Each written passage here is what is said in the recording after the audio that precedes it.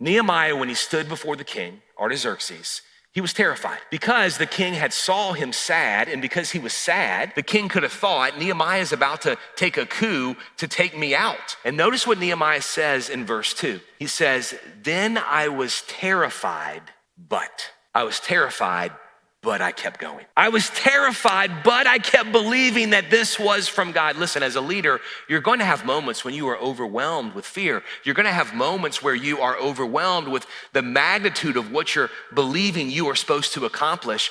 Courage is not the absence of fear. Courage is moving in the midst of being afraid. And here's how Nehemiah is able to keep going.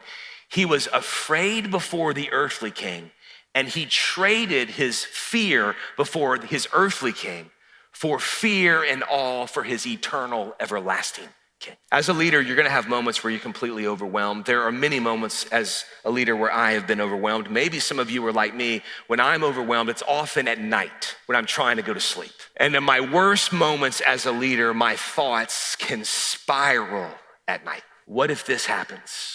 What if this goes wrong? And then because I've invited people to be a part of things, she left her career to join this. He moved his family across the country to join this. If this doesn't happen, I'm gonna look like a fool or a fraud, or I'm not gonna ever have trust again. I'm gonna lose credibility in front of people I love. I'm gonna be embarrassed. Oh my gosh. My best moments as a leader are in those moments. I reject fear of man and I replace it with fear of God. My best moments is when I turn my eyes to Jesus and look full at his wonderful face, and the things of this earth go strangely dim in light of his glory and grace. In my best moments, I look to him.